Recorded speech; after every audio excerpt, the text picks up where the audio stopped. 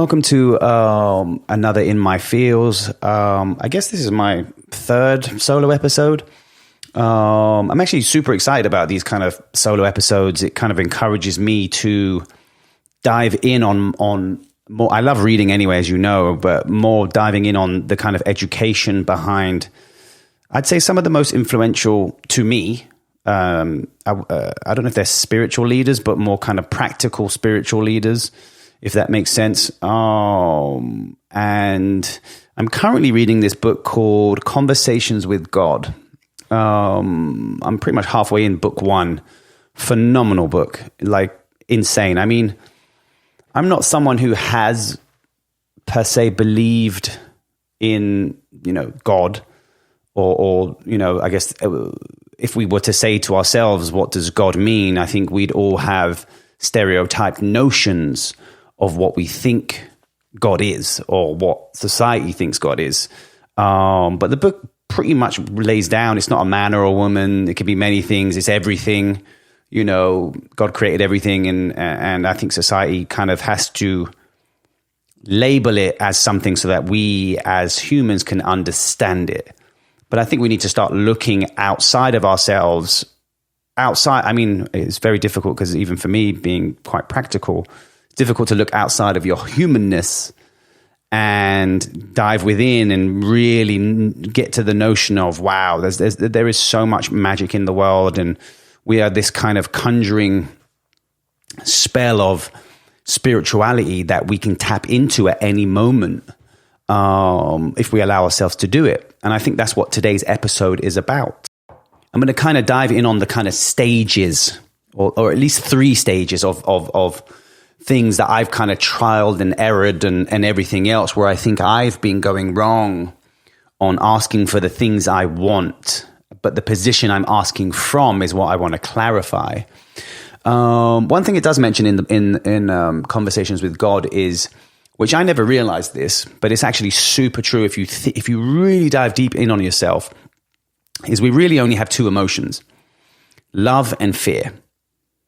And it took me a while to get to that notion of that kind of understanding, because once I come to something and I kind of sense it inside emotionally, it kind of resonates with me. And that statement in the book resonated with me deep, because things I enjoy doing or just are okay doing, it's from a place of love.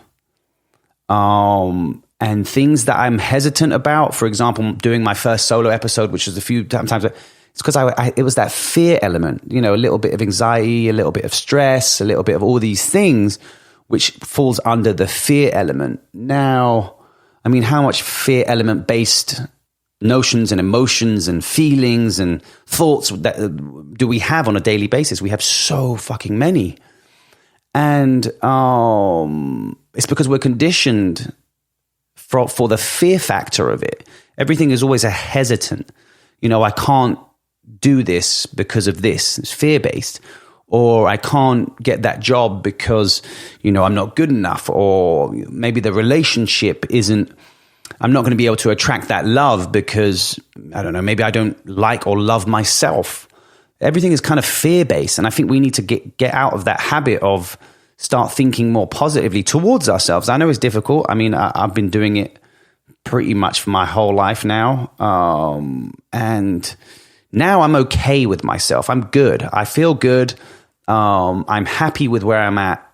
But it's been work. I'm not going to lie. It's been an absolute every day a reminder of myself. And I think that's where the conditioning of the kind of positivity comes in. If you want to work on your mental state, I'm not saying you have to sit there and meditate and do all this type of shit that's foreign to you. Surround yourselves with things that you think is going to make you feel good. I'm not talking about existential, or, for example, for me, it's books. So when I read books about spirituality or practical spirituality, it puts me in a place of vindication for the path I'm on. So if you're watching a TV show, it's making you feel shit. If you're watching the news, making you feel shit. Instagram or social media is making you feel shit. Change it and replace it with something that makes you feel good. On an educational purpose. For me, that works, I go running, I listen to educational audiobooks, which is, Abraham Hicks or Osho or, Conversations with God, and kind of back to the reason, and what it says in the book is the reason why we have love and fear is we have the opposite. So, the opposite of love is fear, because God created us, as the book says. This is me again diving into the notion that we have a God, which is all kind of foreign to me. I've always looked at a higher power, but I've always been that channeled power. So I don't never look outside of myself, if that makes sense. So fear-based. So when you look at, for example, he created love and fear. The reason why he created love is because we are love. This is where we came from. This is what everything he represents, or he or she, or whatever you want to call it, represents. The God is love. That is instilled in the book. That came from, it's a conversation between a man who writes an angry letter to God, and in his mind or in his whatever, talks back to him as God, as a man and a woman, as however he wants to hear it. And the conversation is incredible. Like it pretty much answers anything you could ever imagine spiritually about God, or about life, or about your life, about health, about weather, about, everything you could ever imagine. This book picks up on that topic. And it really resonated, the kind of love and fear, because if we didn't have opposites for something, how would we know what something is? So if we're born with love, how are we going to know that we are not in love or not doing something that we do love if fear isn't there? It's kind of like a reminder of why we're doing certain things. So, for me now, 10 years ago, I'd have been like, that's fucking negative as hell. Me now, I'm like, that's positive, because I'm more in a love-based environment, mentality, mental state. I surround myself with love. My family is love. I give love. And that's the kind of life I'm living now. But for those of you who are kind of still in that conditioned space, which I still get back there, I'm obviously am, is look at everything that, whether you have, anxiety or depression, or you're scared to do something, it's fear-based. It's all fear-based. And you can categorize it as one thing, one emotion. And anything outside of that is love-based. So I think we need to start unconditioning the kind of upbringing we've had, or the kind of fear-based that we've had, and kind of turn it on its head and throw in a couple of positivity every now and again, and keep going and keep going and keep going and keep going. Every day, remind yourself what love is. How does it feel? Because I've been guilty of it, entering into a relationship with fear. I've had so many relationships where I didn't want to give myself fully to that person because of fear of being hurt by that person. When I should have just dove fucking head first. And if I get hurt, it's a part of life. These are the emotions that have been created, and embraced it, and enjoy the fact that I'm feeling. This is why we're here. We're here to feel. We're here to love. We're here to feel these emotions and to drive us for spiritual change. So I think that's where I'm at currently with the kind of love, fear-based thing. Now, study yourself, remove yourself from you, see the things that you are fearful about, and add and sprinkle some love in there. I know a bunch of my family members have exams coming up and everything else, and they're super stressed. And I remember being at school, and I didn't enjoy it. I didn't even go and collect my exams. I was just hell-bent on, just get me out of here. Let me earn some money. This is good, all that type of stuff. But if your mental state is your exams are success, then that's already instilled in you that is a part of that. So you have to add love into that. It's the process you should be enjoying, not the end result. The end result, or the exam mark, is the end of the process. But the learning up until that point, you should embrace that process, because that's what makes you, that's your development. And that's where we're at now. And then, so let me go back into the kind of, I've been diving in on manifestations, and my manifestations is everything you, the good, the bad, the ugly, everything in your life is you, to the finite detail, the way, everything in your life, your attractions, you're basically a magnet. So imagine you're a magnet for everything. And you can also repel the things that you don't want. So I think about daily the things that I do want. 90% of the time they don't come to me. And this is what I'm going to dive in on in a minute. But imagine how many of your manifestations you are repelling by the fear-based notion of things. So you want that dream job, then you think about how you're going to get it. That's a kind of a fear. That's kind of almost like a fear-based led way of looking at something. Then you kind of lead into, why am I not going to get that job? Or why I should get that job? And you'll start canceling out the true reason why you're applying for that job anyway. And I do it on so many occasions of, it's that happiness factor. Once I get something, I'm going to be happy. And 99% of the time I'm not, because I'm not at the process of being happy now, which is what we're trying to fix now.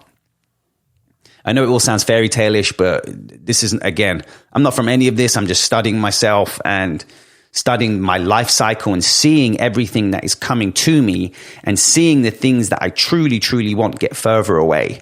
And now I'm figuring out why, and it's resonating with me, and I've been vindicated by it because of my social experiments and everything else.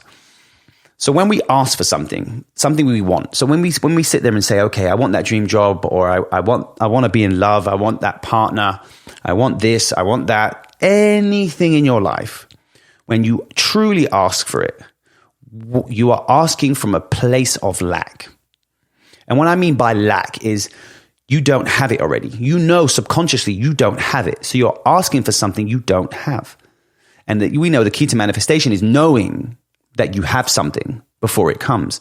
So that stage one is the kind of the wanting of it. And the reason why we don't get what we want is because we're operating from a lack of. So therefore, the universe or God or whoever you want to call it gives you more situations in your life to keep you asking for situations that you want. And therefore, the universe keeps on not giving you what you want because you're operating from the place of lack. So when I say, for example, I don't know, I want, right now, I want, I don't know, what would be a Snickers bar. I don't really eat Snickers, but that's the first thing that came into my head. I want a Snickers bar. Why am I not going to get a Snickers bar? Because I don't have one. And I know subconsciously, even though I'm saying the words and thinking the thoughts, it's the secondary thought. That's the key. Secondary thought, which is always the kind of, I'm not saying they're not as powerful. They absolutely are. But the first thought that's instilled in you knows you don't have it. So therefore, the universe is not going to give it to you because it knows you don't have it. And you're technically asking not to have it, even though the words coming out your mouth is, I want it. And if you compare it to anything in your life that you have right now, right, that you know for a fact is there, and it is there, that's the type of knowing I'm talking about. And trust me, it's not easy to get there, but this is where the conditioning and the practice and everything comes into it. All right, so once you've asked from that place of lack, then we have to move into a space of, once we figure out, like, asking from a lack of, and we know the power we have, and we know we're not going to get it because we're asking from a lack of something we don't have. Then we move into a space of appreciation, which is stage 2. Again, this is kind of leveling up, as I speak about on previous shows. So we move into the space of appreciation for the things you have and the things you want to have coming, right? But still, again, deep down, you know you don't have those things. So again, the universe or God gives you more situations for you not to have those things because this is what you want. You see the confusion. You're asking for something, but you know you don't have it, so therefore you don't get it. Right? So then that's stage 2 of the appreciation for the things you do have. So that's maintaining what you have. That's also giving thanks for things you know you could then level. Stage 3 is the knowing. That's when you move into the knowing, which is one of the most difficult positions to be in. The stages of knowing is the conditioning of you through your experiences. So now And for example, then we move into a state of knowing, which is faith-based, which is knowing 100% that you have it. You obviously know you don't have it, but this is where you have to get into that conditioning of you do, you know, you believe, not even believe is a cheap word, faith, in utter faith and trust, utter trust within yourself that you are going to deliver these things no matter what. And now ask yourself, how many of us actually truly trust ourselves solely to deliver everything we want? And that is the key to manifesting. How many of us trust ourselves with the things we want? And again, if you go back to the love and fear-based thing, none of us do. I mean, I don't. 60% of the time, I trust myself. The other 40%, I'm going, how is it coming? All these type of things. Therefore, I'm getting rid of what I asked for, and I'm probably going to get 5 to 10% of it.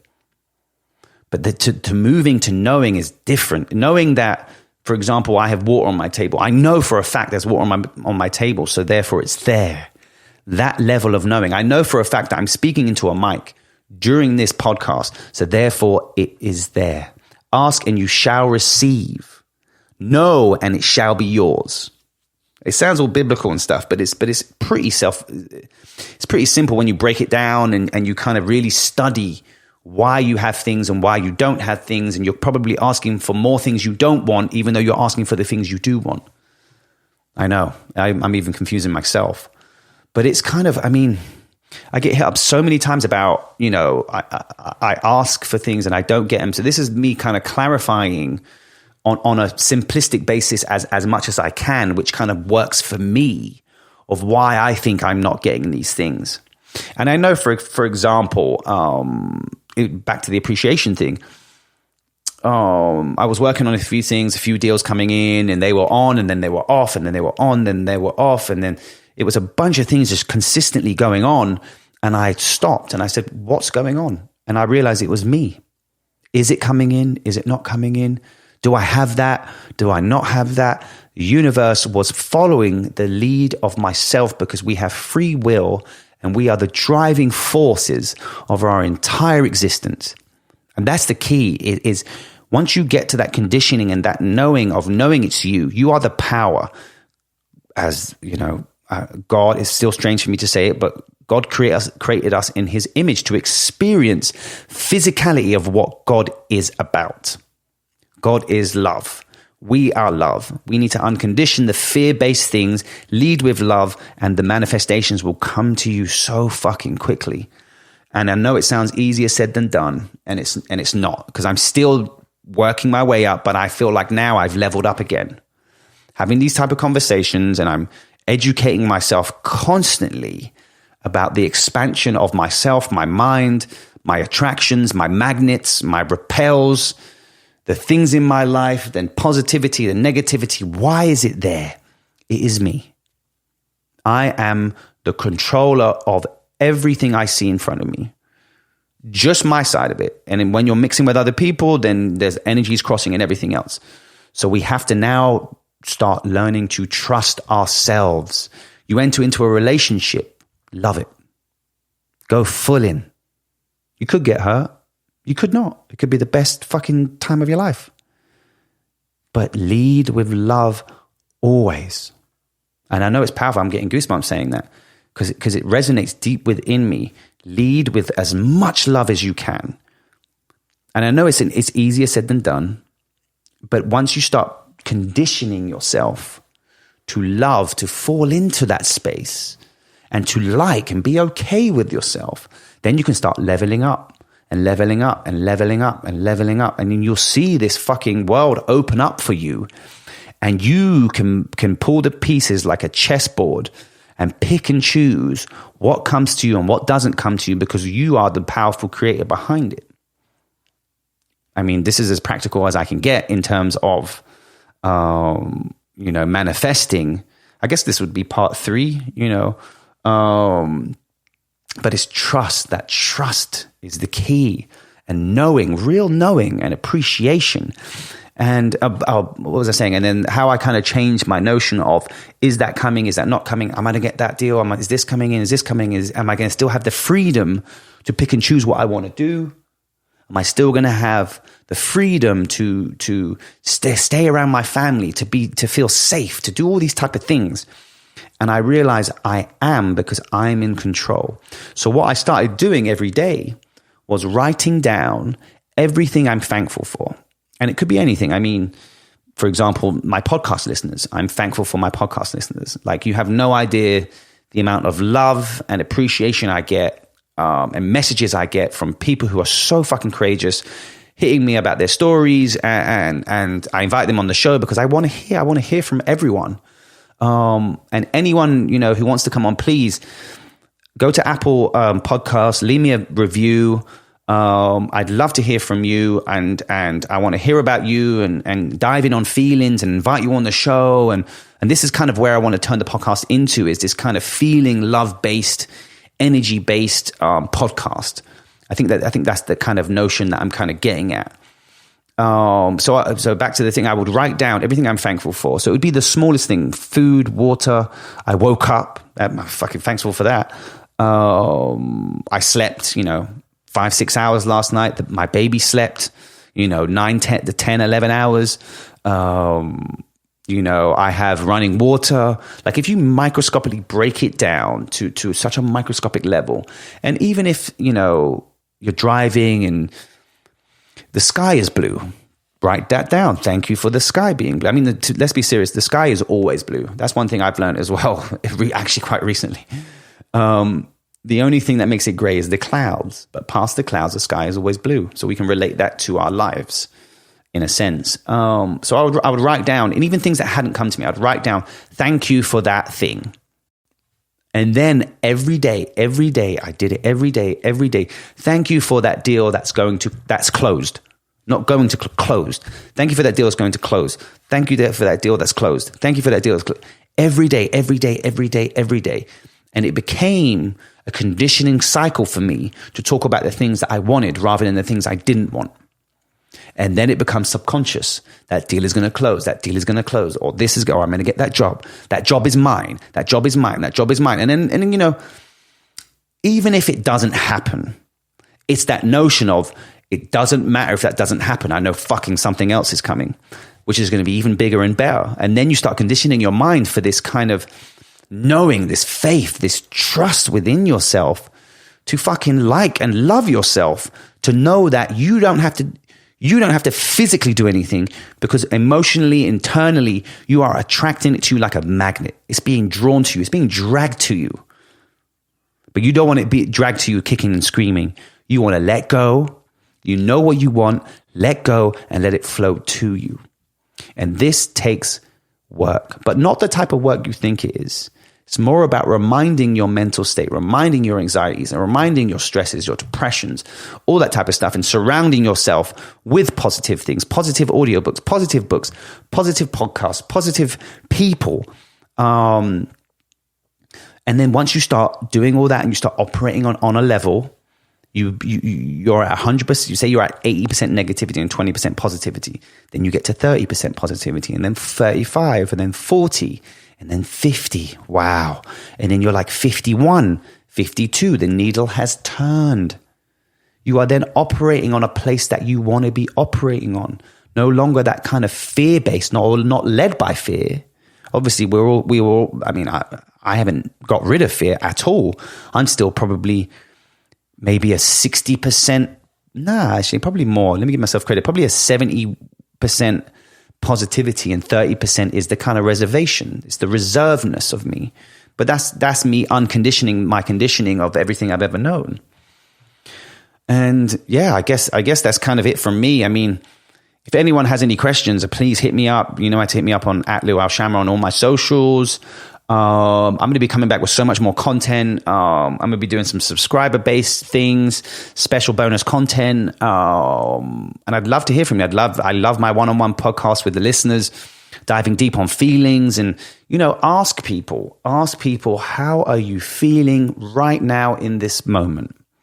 And that's another thing key to manifesting, is you have to bring yourself into the present time. Not as easy as that sounds, but I mean, The Power of Now, Eckhart Tolle, is a great fucking starter book. Not even a starter book, because it's actually a great book. And it teaches you how to live in the present moment. Fear-based things is past and future, which is fear. Love is the present time. Knowing that you are alive at this moment right now. And I mean, I never used to sit there and go, wow, I'm a living, breathing organism and I'm alive right fucking now. I never used to do that. I probably didn't start doing that till 8-10 years ago. Was I not alive then? I was.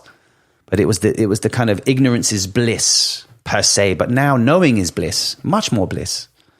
Because then it leads you into that path of happiness. It's not, happiness is, could it be a choice? Yes, it can. I think it can. Because we are in control of ourselves and we have to take control.